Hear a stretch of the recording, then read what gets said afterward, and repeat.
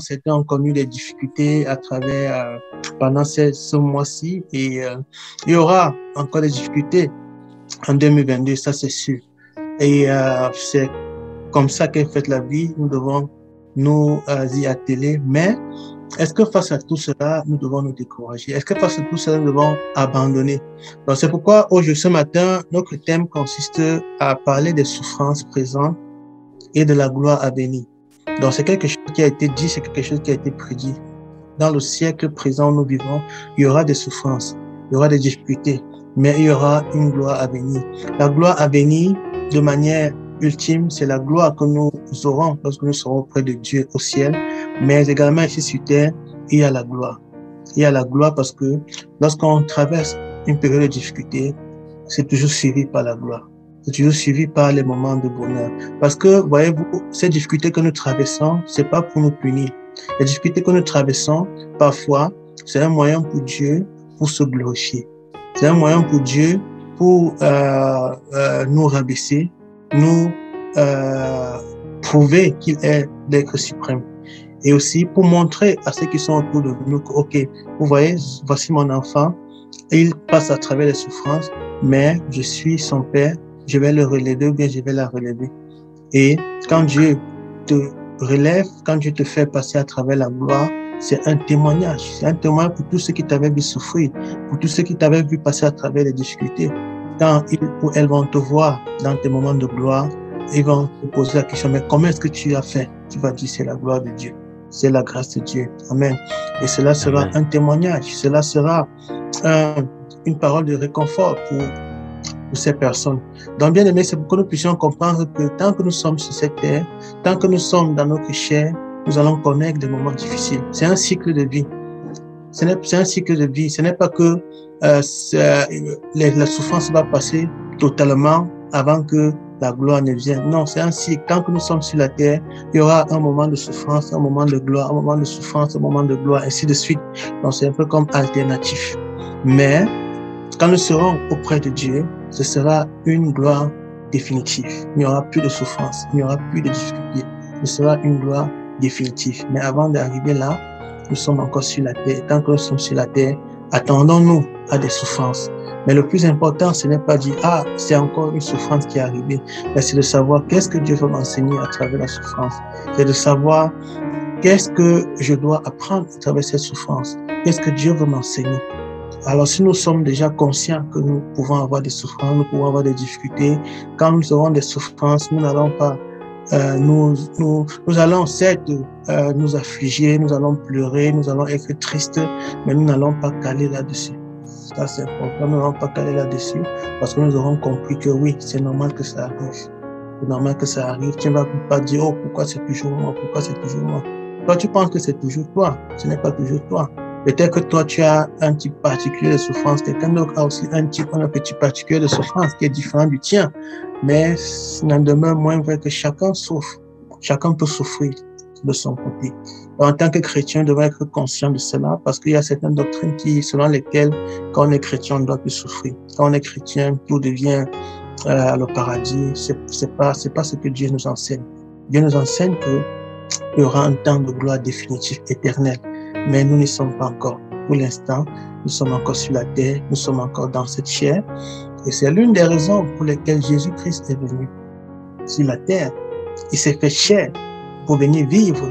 Et il a vécu la peine. On l'a vu pleurer, on l'a vu dormir, on l'a vu avoir faim, on l'a vu même se plaindre aussi. On l'a vu même à un moment donné se plaindre auprès de Dieu, avoir l'impression que Dieu l'a abandonné. Vous voyez, bien qu'il était Dieu, bien qu'il est Dieu, mais il sait, parce qu'il était dans sa chair. Donc, c'était pour venir nous montrer que nous ne devons pas culpabiliser lorsque nous sommes face à des souffrances. Nous ne devons pas culpabiliser lorsque nous sommes face à des difficultés, parce que c'est normal, tant que nous sommes encore dans la chair.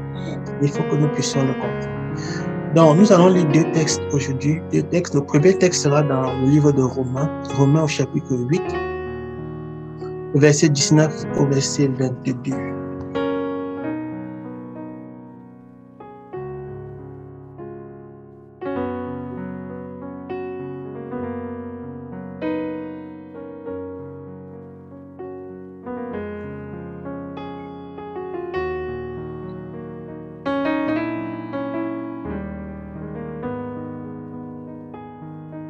Romains chapitre 8, verset 19 au verset 21.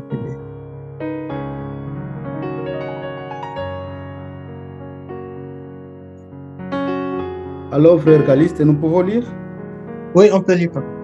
Romains chapitre 8, verset 19 à 22, nous lisons au nom de Jésus notre Seigneur.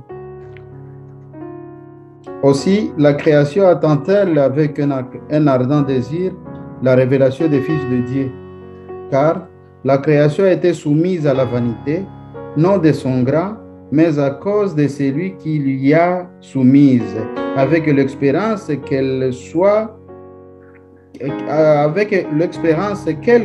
aussi sera franchie de la servitude, de la corruption, pour voir part à la liberté de la gloire des enfants de Dieu. Or, nous savons que jusqu'à ce jour, la création tout entière soupire et souffre les douleurs de l'enfantement. Amen. Amen. Nous voyons, nous écoutons ce que notre frère Paul nous dit, il nous enseigne. J'aimerais commencer par le verset 22. Or, nous savons que jusqu'à ce jour, la création tout entière soupire et souffre les douleurs de l'enfantement. Donc, ce n'est pas anodin, de manière anodine que l'apôtre Paul prend l'exemple sur les douleurs de l'enfantement. Les femmes en savent plus, les mamans qui ont accouché, qui connaissent un peu les douleurs de l'enfantement, qui ont porté la grossesse et qui ont souffert de l'accouchement. Souvenez-vous que cette douleur, cette punition a été infligée à la femme, à Ève, lorsqu'elle a désobéi à Dieu en mangeant du fruit défendu. Alors Dieu lui a dit, alors tu enfanteras par beaucoup de souffrance. Tu vas souffrir pendant ton enfantement. Et nous pouvons voir comment les femmes souffrent lorsqu'elles accouchent. C'est douloureux, c'est douloureux, c'est douloureux, c'est des douleurs vraiment douloureuses. Donc c'est pas pour rien que l'apôtre Paul prend un peu cet exemple d'enfantement pour que nous puissions comprendre comment est-ce que nous devons sentir dans notre chair. Nous devons sentir la douleur ici. Donc pour l'apôtre Paul, il exhortait les chrétiens de Rome que c'était pas quelque chose de nouveau, c'était pas quelque chose d'étrange, c'est quelque chose qu'ils connaissaient déjà. Ils étaient supposés connaître de toutes les façons. Donc nous sommes supposés connaître que nous avons à souffrir. La création tout entière soupire, c'est pas seulement toi. Il n'a pas dit ici que X ou Y tu soupires, il n'a pas dit qu'Alex tu soupires, Jospin, non. Mais il a dit la création tout entière. Certes, c'était à cause d'une personne, ou alors de deux personnes, Adam et Ève, mais ça se répercute sur tout le monde. C'était le plan de Dieu. C'était le plan de Dieu que nous puissions, parce que c'est Dieu qui a décidé ainsi que nous puissions vivre. On n'a pas nous poser la question, oh, pourquoi est-ce que nous subissons ce que Adam et Ève avaient fait? Ok? Par un homme est venu le péché dans le monde, par un seul homme aussi est venu la rédemption du péché. C'est ce que la Bible nous enseigne. C'est aussi par Jésus-Christ que nous avons la rédemption de nos péchés. Nous n'avons pas dit, ah, pourquoi Jésus-Christ est venu pour la grâce et nous subissons ça. Oui, nous subissons la grâce parce qu'il fallait qu'un homme paye le prix. Un homme paye le prix. De même qu'un homme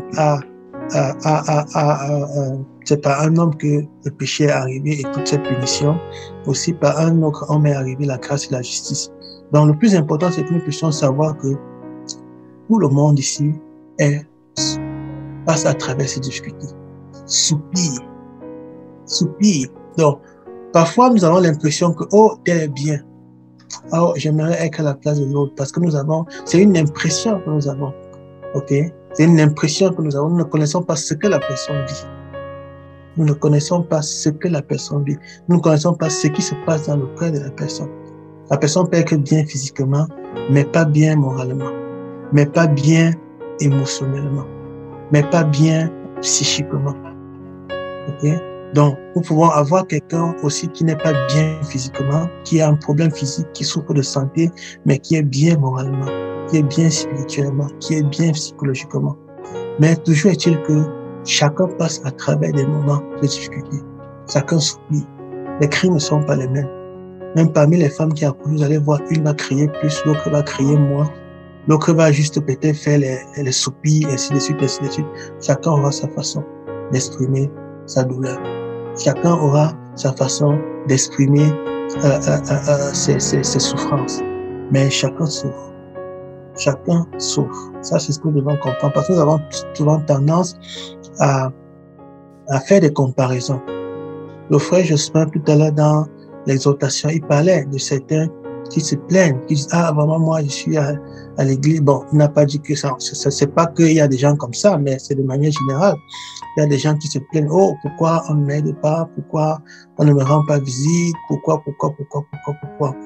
tel est comme ça, pourquoi moi je ne suis pas, ainsi de suite, ainsi de suite. On a tendance à comparer, mais on ne connaît pas quelles sont les réalités des uns des autres. On ne connaît pas ce qui vivent les uns les autres. Et si Dieu a permis que ces choses soient écrites, c'est pour nous servir d'exemple, c'est pour que nous comprenions que nous ne sommes pas les seuls à qui cela arrive. Et pour que nous comprenions à travers les histoires de la Bible qu'il y en a même qui ont vécu pire que nous. Parce que parfois, tu arrives à l'hôpital, tu crois que tu es vraiment malade, mais tu arrives à l'hôpital, tu vois les cas de d'autres personnes, tu dis, oh vraiment, tu es encore mieux. Je me souviens quand nous allions avec notre fils Yves, quand nous étions tout le temps à l'hôpital, même ici au Canada, nous allions chez le neurochirurgien et tout ça. Alors, lorsqu'on voit d'autres enfants, on voit d'autres parents, on se regardait souvent comme ça, mon épouse et moi, on disait, ah, vraiment, nous sommes bénis. Parce que nous avons notre fils, certes, il était malade, mais il allait à l'école, mais il pouvait parler, mais il y avait d'autres enfants, lorsque tu les voyais, qui ne pouvaient même pas parler, qui ne pouvaient même pas marcher. Il fallait les porter, Alors, quand on regardait ça, on arrivait, on se consolait, on disait que, ouais, vraiment, non, notre cas est même mieux. Mais si nous ne partions pas à l'hôpital, si nous ne partions pas découvrir les cas comme ça, on ne pouvait pas imaginer. On allait se dire que nous sommes vraiment abandonnés. Oh, Dieu nous a abandonnés, nous sommes les seuls. Pourquoi nous sommes les seuls parents qui souffrent ainsi de suite. Donc, bien aimé, il faut que nous puissions comprendre que ce sont des choses qui n'arrivent pas seulement à nous. Ça arrive à tout le monde, toute la création. Toute la création tout entière soupire. Soupire, le mot soupire a tout son sens ici. On soupire de quelque chose. Mais en même temps, au verset 19, il dit, la création attend-elle avec un ardent désir la révélation des fils de Dieu. Verset 20, car la création a été soumise à la vanité, non de son gré, mais à cause de celui qui l'y a soumise. Ce n'est pas nous qui avons voulu être dans cet état, mais c'est Dieu qui a choisi. Ce n'est pas nous qui avons voulu naître en Afrique, au Cameroun, au Congo, dans telle famille, mais c'est Dieu qui a voulu que nous puissions être là. Nous devons accepter cela. Nous devons dire merci Seigneur parce que tu as permis que je sois dans cette famille. Merci parce que tu as permis que je sois noir. C'est ce que je dis tout le temps à mes enfants. Vous devez être fiers de vous. Vous devez être fiers de ce que vous êtes. Parce que Dieu vous a créé ainsi. Et pour Dieu, nous sommes tous pareils. Vous ne devez pas chercher à vous comparer aux autres. À chercher à dire, oh, si j'avais telle couleur de peau. Si j'étais né dans tel pays. Si j'avais telle chose, si j'avais telle chose. Ce que tu as, tu fais avec. Je dis merci Seigneur pour ce que tu m'as donné. Et j'avance avec. S'il arrive que tu trébuches, que tu as une difficulté sur ton chemin, tu te relèves et puis tu continues à avancer. Et non à te plaindre, et non à te poser des questions. Pourquoi? Mais demande-toi plutôt, qu'est-ce que je peux faire? Comment je peux faire pour être utile? Comment est-ce que je peux faire pour transformer la souffrance que j'ai, pour transformer l'échec que j'ai vécu, dont j'ai fait face? Vous allez voir la plupart des personnes qui réussissent aujourd'hui. Si vous allez écouter leur histoire, vous allez voir le nombre d'échecs que ces personnes sont passées à travers. Mais au lieu de se décourager, ces personnes se sont servies de ces échecs pour être plus forts, pour être plus matures, pour chercher à comprendre pourquoi, ou bien pour chercher à comprendre comment est-ce qu'elles pourraient faire pour améliorer, pour aller de l'avant. Et c'est ce que nous devons faire, c'est ce que nous devons comprendre en tant que chrétiens. Le fait que nous soyons chrétiens nous donne un niveau que beaucoup n'ont pas, ou bien que beaucoup aillent chercher, que beaucoup partent chercher dans la sorcellerie, ou bien dans les pratiques mystiques. Il y a ce niveau spirituel. Vous allez voir des hommes, des personnes qui ont réussi dans la vie sur le plan du travail, sur le plan, je sais pas trop, de professionnel et tout ça. Mais ces personnes manquent souvent quelque chose, la spiritualité, le niveau spirituel. Le niveau spirituel, c'est un peu comme un accomplissement. Tu peux avoir beaucoup de choses, mais si tu n'es pas riche sur le plan spirituel, tu vas manquer beaucoup de choses. Donc c'est pourquoi vous allez voir certains se lancer dans les pratiques de yoga, certains se lancer dans les pratiques de franc-maçonnerie, dans les loges, parce qu'ils cherchent à atteindre un niveau spirituel. Et nous qui sommes des chrétiens, nous avons cela. dans la Bible. Nous avons cela en nous. Il suffit seulement que nous puissions lire la Bible. Il suffit que nous puissions vraiment croire ce qui est dit dans la Bible et que nous puissions appliquer ces valeurs, ces principes. C'est ça la spiritualité. La spiritualité, c'est au-delà de l'Église. La spiritualité, c'est au-delà de la religion. La spiritualité, c'est la relation que tu as avec un être suprême. Le cas échéant, l'être suprême pour nous, c'est Dieu. C'est ces relations que nous avons et qui nous amènent à développer notre façon de voir les choses, qui nous amènent à développer notre façon de penser, d'agir. C'est ça le spirituel, l'amour, le fruit de l'esprit en fait. Donc, bien aimé, nous devons donc être conscients de cela. Et quand nous sommes conscients de cela, ça fait que nous avons de nouveaux challenges, nous avons de nouveaux défis. Nous savons que je souffre comme ça, mais il y a aussi d'autres qui souffrent. Je ne suis pas le seul à souffrir. Même si j'étais le seul à souffrir, c'est pas grave. C'est Dieu qui a permis que je puisse être le seul à souffrir, mais parce que il veut m'enseigner quelque chose. Il est en train de m'amener quelque part. Parce que parfois nous demandons quelque chose à Dieu. Oh Seigneur, je veux ceci. Mais pendant qu'il est en train de résoudre la chose, on se plaint. On se plaint parce qu'on ne connaît pas que Dieu est en train de résoudre notre problème. Dieu est en train de répondre à notre sollicitation. Mais sauf que nous, en demandant ça à Dieu, nous avons peut-être déjà choisi la manière par laquelle Dieu va répondre.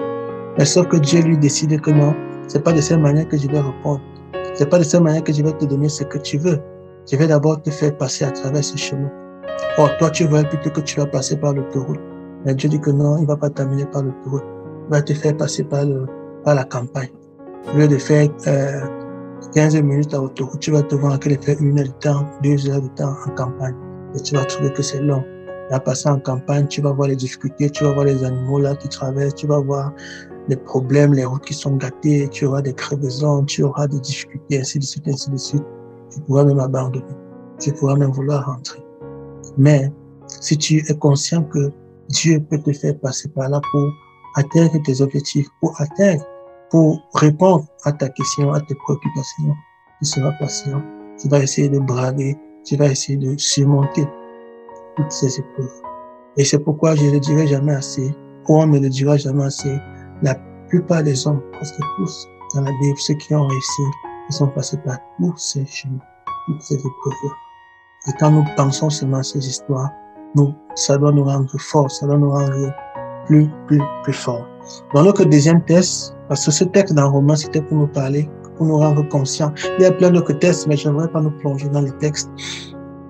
J'aimerais seulement que nous puissions retenir l'essentiel. Dans ce premier texte que nous avons lu dans Romains 8, 19 à 22, nous parle de la réalité des souffrances. Que les souffrances existent. Et ça n'existe pas seulement pour moi, ça n'existe pas seulement pour toi, ça existe pour tout le monde.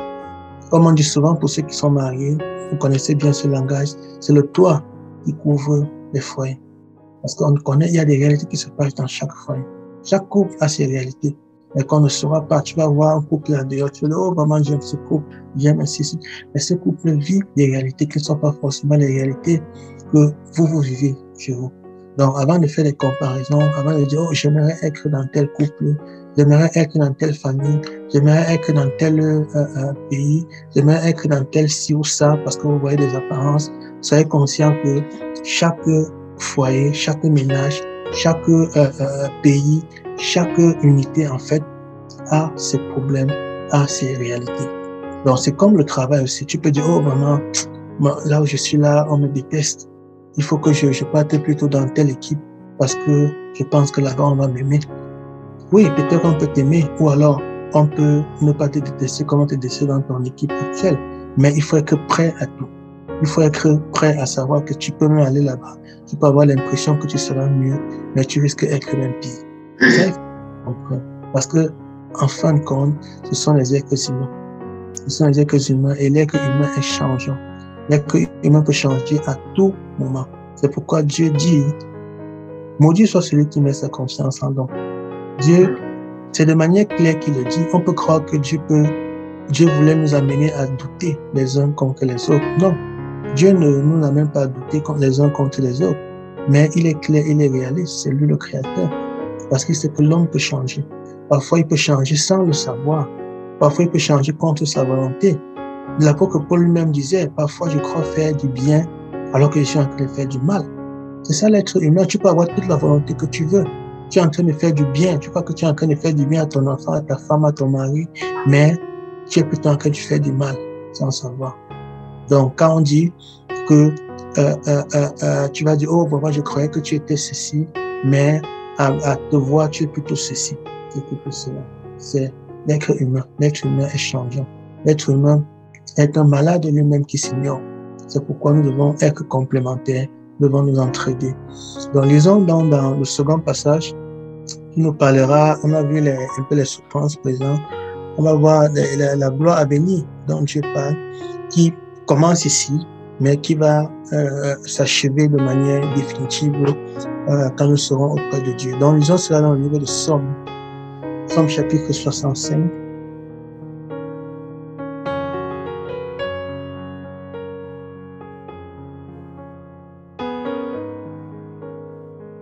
Somme chapitre 65, nous allons lire du verset 1 au verset 14.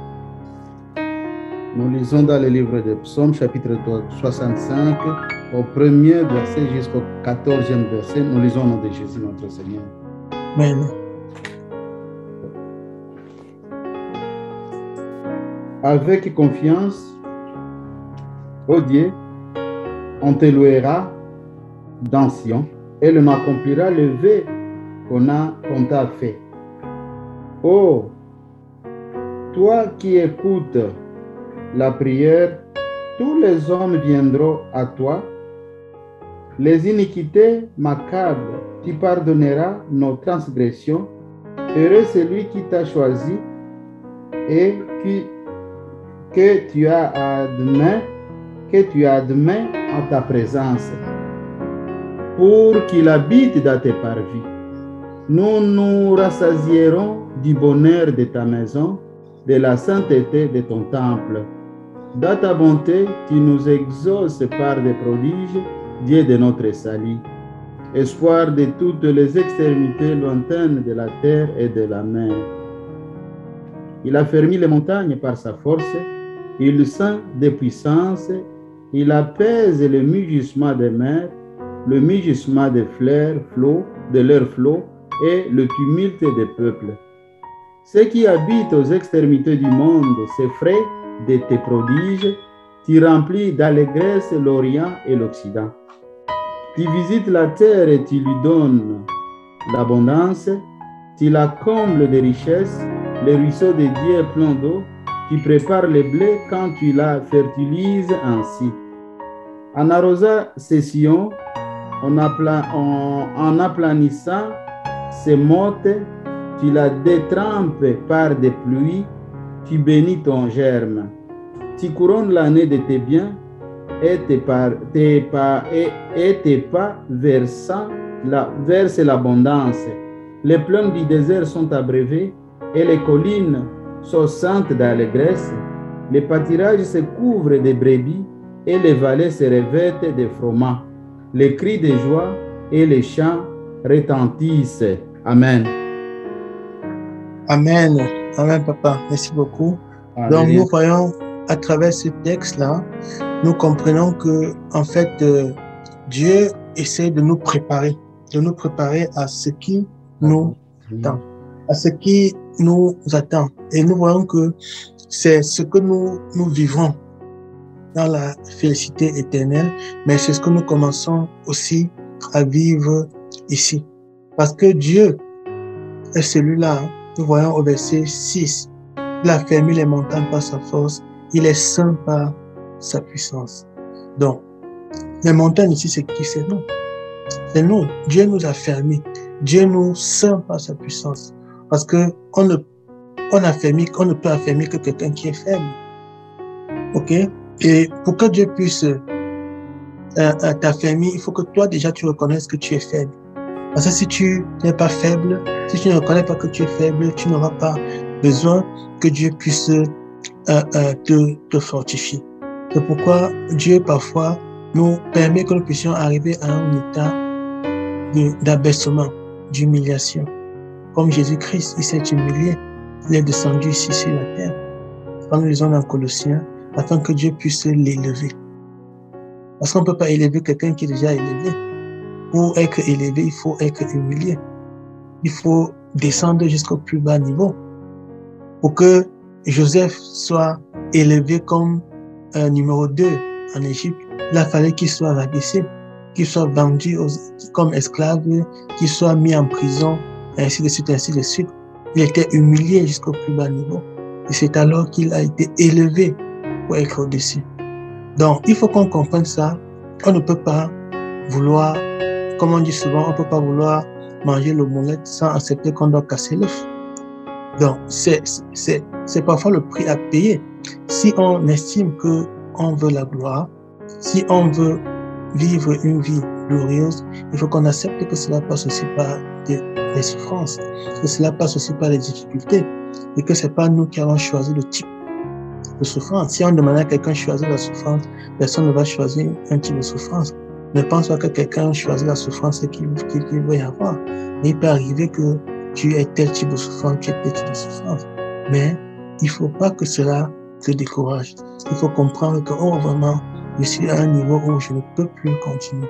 J'ai essayé ce que je pouvais faire, mais je ne peux pas m'en sortir tout seul. Et j'aurais donc besoin que Dieu puisse m'aider. J'aurais besoin que Dieu puisse m'assister. Et Dieu, verset 7, il apaise le mugissement des mers, le mugissement de leurs flots et le tumulte des peuples. Donc Dieu est celui-là qui il est capable de tout. Donc, bien aimé, ce texte, c'est pour que nous puissions comprendre qu'il n'y a pas de problème que Dieu ne puisse résoudre. Quelle est la grandeur de ton problème? Quelle est la grandeur de ta souffrance? Tu as dit, oh, vraiment, voici encore l'année qui commence. J'ai encore le même problème. J'ai encore le même fardeau. J'ai encore la même situation qui me tourmente. J'ai encore le même problème qui m'est arrivé. Je vais encore avoir un cas de décès. Je viens encore avoir un cas de maladie. Je viens encore d'avoir un cas de ceci ou bien de cela. Oui, nous sommes compatissants. Et nous souhaitons vraiment que cela puisse s'arrêter. Notre souhait, notre prière, c'est que cela puisse s'arrêter. Mais en même temps, nous voulons que tu sois fort. Nous voulons que toi et ta famille, vous soyez forts. Que vous puissiez savoir que Dieu ne vous a pas oublié. Que cette année 2022 sera une année de gloire. Ce sera une année de gloire parce que Dieu a promis qu'il sera avec nous. Il est avec nous. Il est celui-là qui renforce les montagnes. Il est celui-là qui affermit les eaux. Il est celui-là qui sépare les eaux. Il est celui-là qui les met ensemble, ainsi de suite. Donc, il dit au verset 8, ceux qui habitent aux extrémités du monde s'effraient de tes prodiges. Tu remplis l'allégresse, l'Orient et l'Occident. Alors, c'est ça le but, en fait, au verset 8. C'est pour que ceux qui habitent aux extrémités du monde, ceux qui sont autour de nous, ceux qui nous voient faire, il faut qu'ils soient effrayés des merveilles de Dieu. Lorsqu'ils vont voir ce que tu étais et ce que tu es devenu, ce que tu es en train de devenir, ils vont te demander comment tu as fait. Tu ne vas pas taper ta main sur la poitrine pour dire, oh, c'est parce que j'ai fait ci, j'ai fait ça. Mais tu vas dire, c'est la grâce de Dieu. Même si je suis reparti à l'école, c'est parce que Dieu m'a permis de repartir à l'école. Parce que Dieu m'a accordé la force de pouvoir repartir à l'école. Même si j'ai eu un job et que j'ai bossé dur pour pouvoir passer les concours, oui, c'est parce que Dieu m'a assisté. Il a permis que je puisse le faire. Ainsi de suite. Toujours mettre Dieu devant.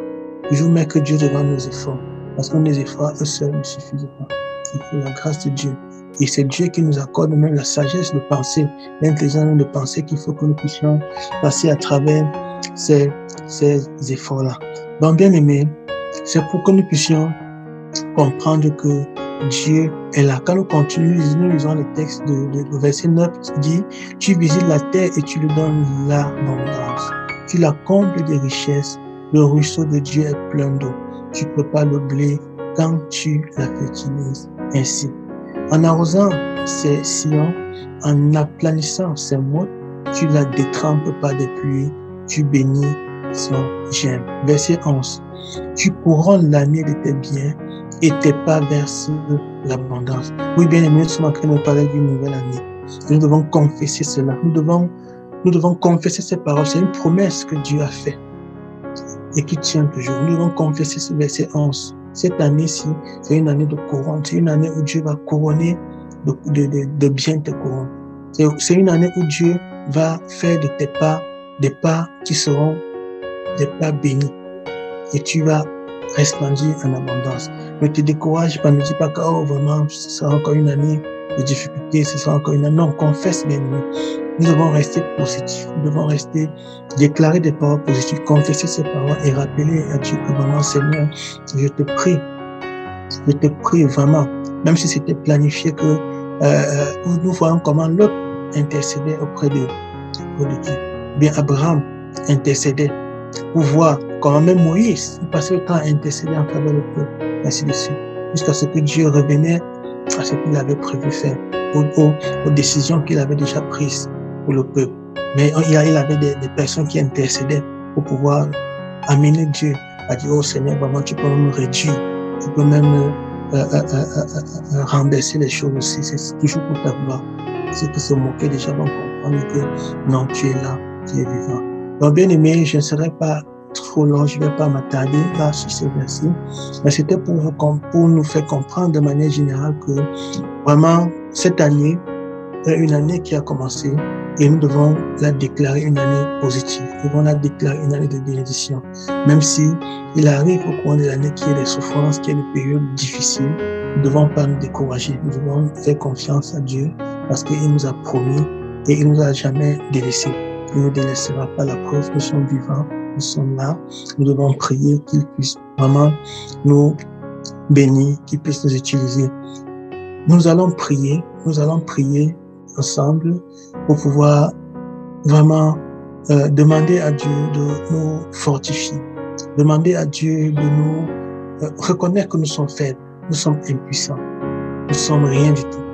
Et nous avons besoin de lui, nous avons besoin qu'il nous assiste, nous avons besoin qu'il nous réconforte, nous avons besoin qu'il tienne nos mains, qu'il nous rende forts, qu'il nous saigne de sa cuirasse, qu'il nous saigne de son Esprit Saint, qu'il nous remplisse de son Esprit Saint pour que nous soyons des soldats, nous soyons des personnes qui sont vraiment prêtes à combattre, qui sont prêtes à confronter l'ennemi, qui sont prêtes à confronter les difficultés auxquelles nous faisons face.